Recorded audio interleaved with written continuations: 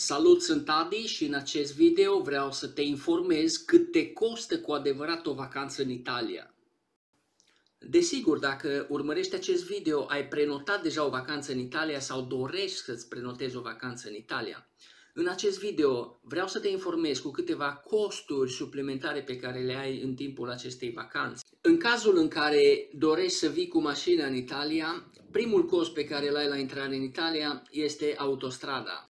Prețul mediu pe autostradă în Italia este de 10 cenți pe kilometru, sumă pe care va trebui să o achiți la ieșirea de pe autostradă. Dacă întâmpini probleme cu plata sau dacă nu-ți acceptă cardul sau dacă nu ai cash la tine de destui, va trebui să apeși butonul roșu, după care ți se va elibera un bon. Cu acel bon ai la dispoziție 15 zile ca să achiți suma respectivă. Suma respectivă se poate achita la centrele de pe autostradă, care se numesc Punto Blu, sau printr-un transfer bancar către Autostrade Italia. Atenție foarte mare să aveți atunci când conduceți pe străzile din Italia. Sunt amenzi foarte mari pentru cei ce nu respectă legislația rutieră.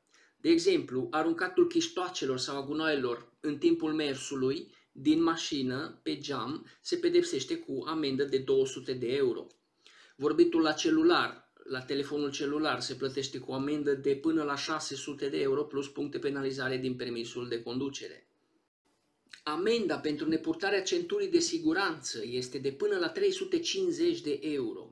Toate amenziile pe care le primești în Italia atunci când călătorești, când circuli cu o mașină cu numere străine, trebuiesc plătite pe loc. În cazul în care tu nu plătești amenda pe loc, mașina vine sechestrată și tu nu îți vei mai putea continua călătoria. Mașina vine transportată la cel mai apropiat depozit al poliției, iar aceasta ți se va restitui în momentul când achiți amenda plus transportul pe platformă. Staționarea cu clima pornită în Italia se pedepsește cu amendă de până la 450 de euro. Prețul benzinei variază între 2 euro și 2,15 euro pe litru, al motorinei între 2 euro și 2,10 euro, iar GPL-ul costă undeva la 90 de cenți pe litru.